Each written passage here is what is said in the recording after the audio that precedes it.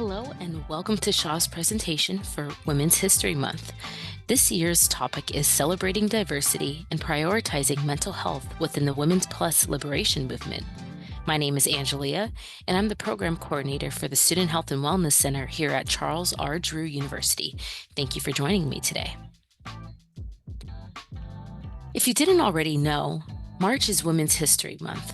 So this presentation, of course, won't be able to cover all the work, advocacy, and celebrations of women's history in the United States, but it is simply to honor what women have accomplished, to encourage dialogue around accountability and sustainability of efforts, and to acknowledge all the supporters and advocates such as non-binary and trans folk who have helped further women's rights in this country.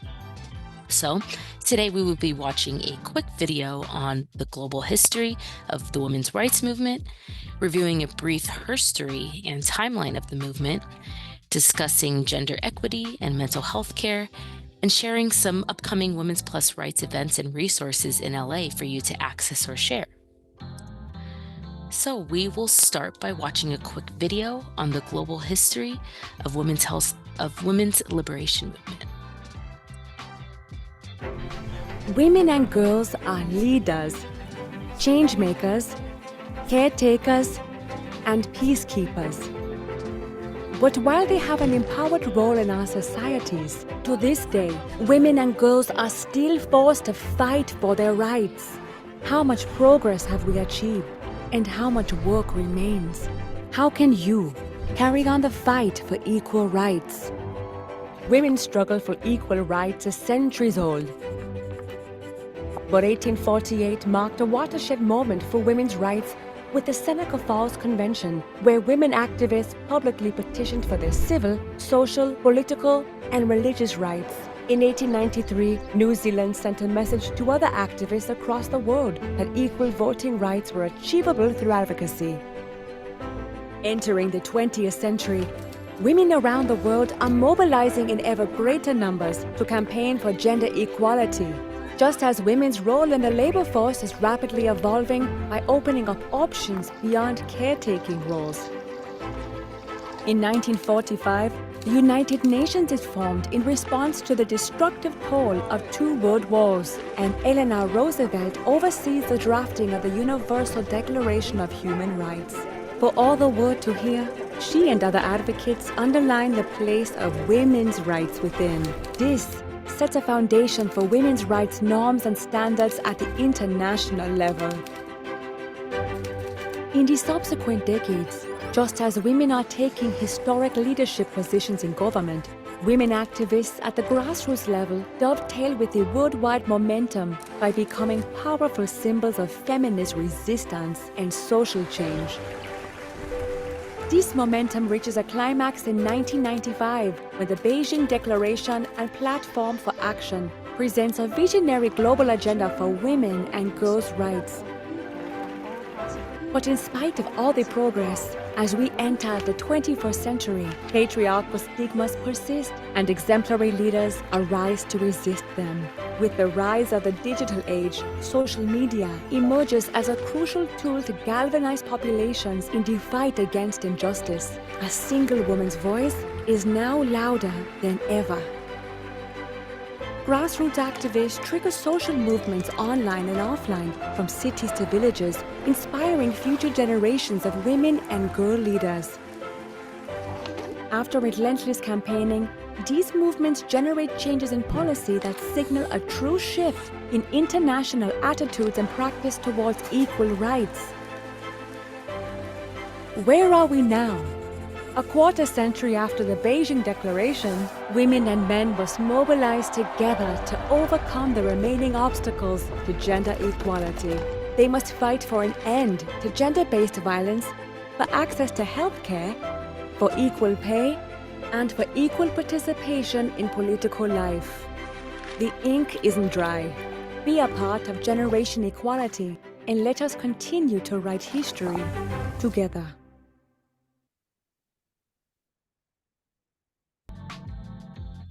When examining the history behind Women's History Month, We have to remember that history isn't just the stories of the past, but moments that have influenced the future, which is now.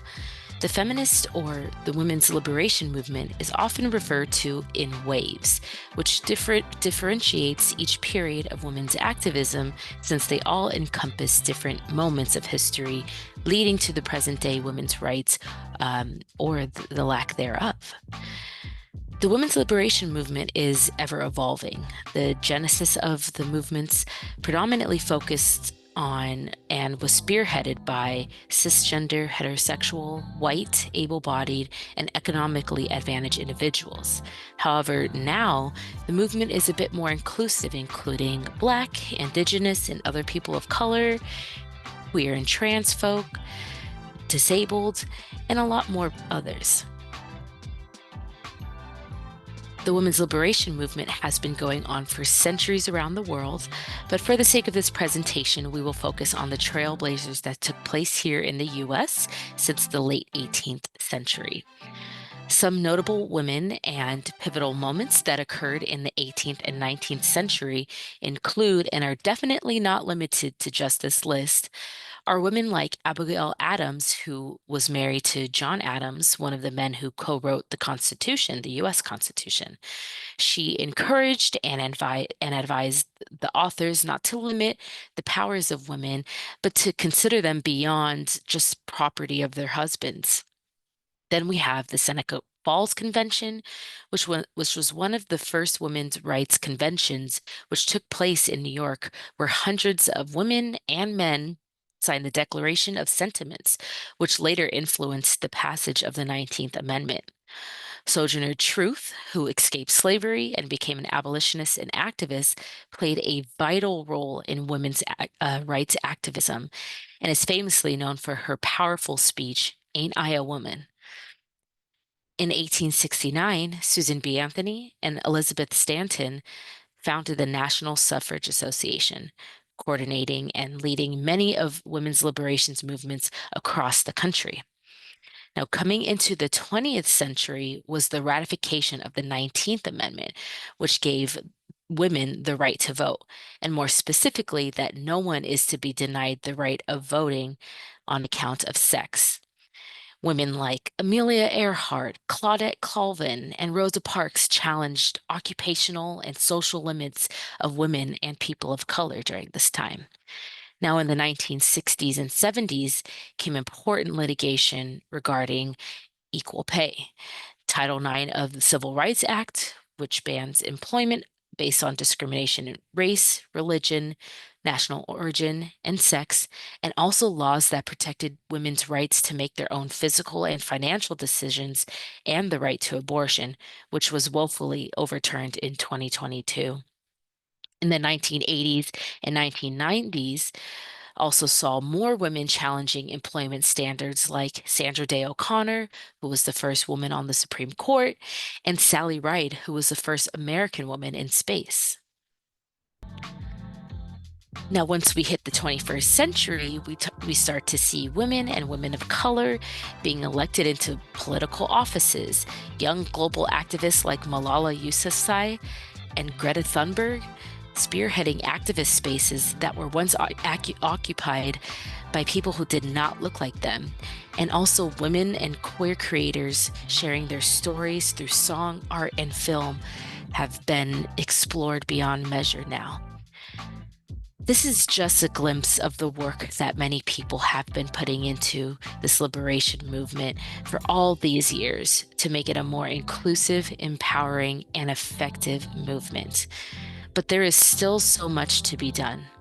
With Roe versus Wade being overturned in 2022 and the possibility of other laws having a similar fate that have fought to protect women's health, safety, job security, and more, it is so much more important than ever that we advocate for liberation. Now that we have reviewed the history of women's liberation movement, we will discuss the importance of mental health. In recent years, there has been a social shift to start prioritizing mental health, but also sometimes This can be easier said than done, especially when women have to navigate inequitable and often dangerous spaces in their day to day life, making it more difficult to prioritize mental health. So, next, we will watch a quick video that the LA County Department of Mental Health put together that briefly talks about gender equity effects on mental health and sharing ways that they have attempted to fill the gaps in care.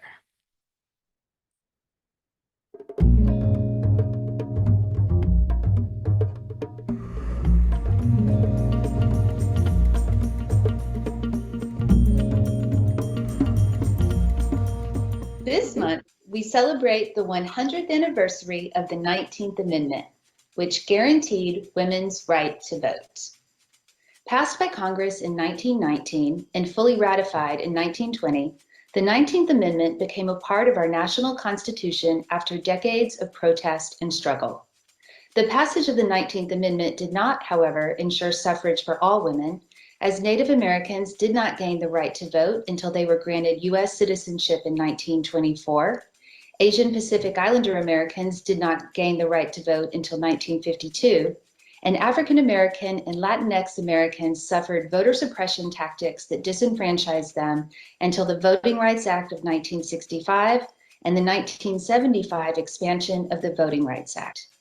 Even today, voter suppression is a real concern, and the right to vote for all people, including and especially people of color, is one to be guarded and protected.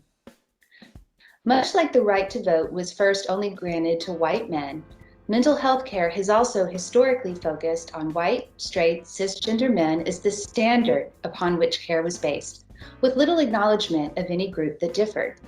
Yet that standard is changing. After all, if women and gender-expansive people comprise over 50% of the population, should gender-responsive and reproductive mental health really be considered a specialty?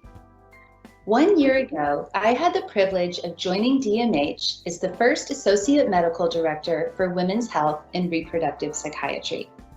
With the support and guidance of other DMH leaders and staff, we are just now beginning to shine a light on issues that disproportionately affect women and gender minorities. We are creating trainings on mental health in pregnancy and the postpartum, diving into conversation and research with providers and clients on how to ask about reproduction and mental health visits, and forming relationships with other agencies focused on gender-specific health, such as the Department of Public Health's African American Infant and Maternal Mortality, or AIM initiative. Also, DMH has hired its first ever LGBTQ+ services specialist to help make DMH a safer and more affirming place for clients, as well as staff, of all sexual and gender identities. These are just beginning steps. Like the journey to true inclusion for all women to vote took over 50 years, we have a long road ahead. I am so proud to work for an organization as diverse as DMH, where women make up a majority of the workforce and LGBTQ+ staff serve in many capacities.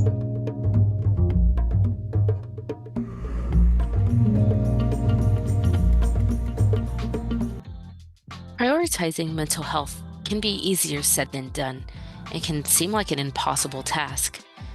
Being able to establish healthy habits at different levels are so important. So here are some suggestions from the Department of Mental Health, the Substance Abuse and Mental Health Services Administration, and others that have encouraged prioritizing mental health. So this could look like self-care. Now, self-care looks a little different for everyone. This can be reading or exercise, having a spa day, doing arts and crafts with friends, going on walks, shopping, and so much more. Also making sure you receive adequate sleep and rest, and drinking plenty of water and eating nutritious foods is very important. You can also explore wellness resources, trying relaxation techniques like meditation, mindfulness, or prayer. You can also tell a trusted family member or friend if you are struggling with your mental health, and even consider talking to a mental health professional. Then we have community support. You can find ways to be active in your community around mental health support and advocacy work. You can stay informed on policies that have to do with women's health and mental health. And then you can also follow content that is inspiring and justice focused on social media. Now, I would like to share some upcoming events that are happening this month.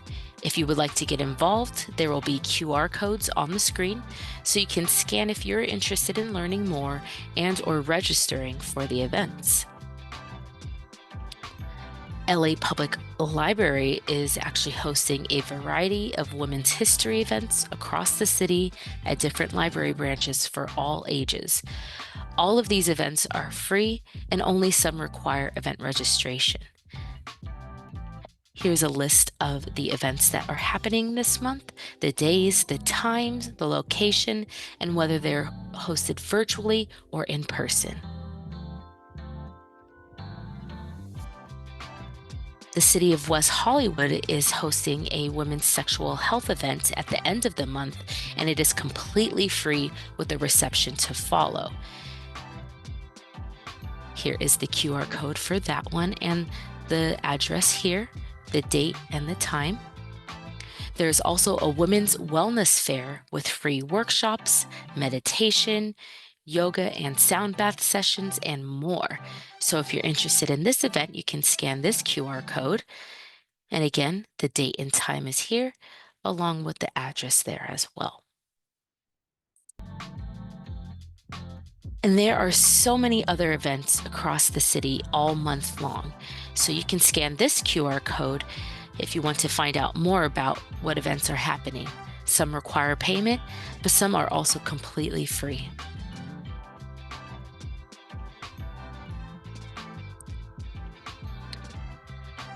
To wrap up this presentation, I'd like to show one last video that shares 6 key actions to accelerate gender equality.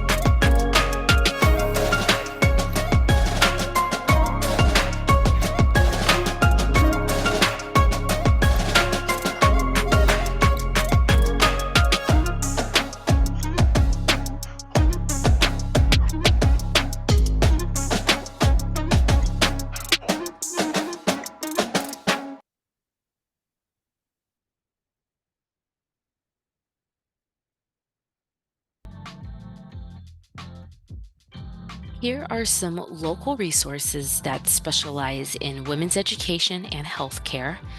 I even included a link to a free online women's history museum exhibits if you're interested in that. So this is the museum exhibits QR code. We have APLA at the CDU MLK office and also the Office on Women's Health.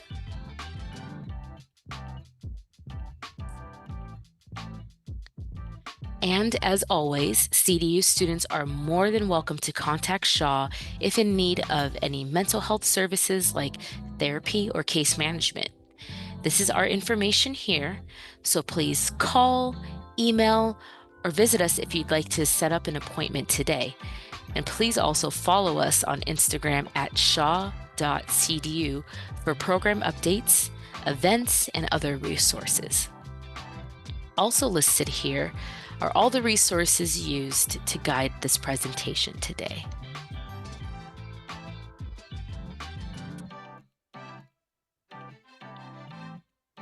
Well, thank you so much for joining us today for this year's Women's Plus History Month presentation. Hope you enjoyed, and please take care.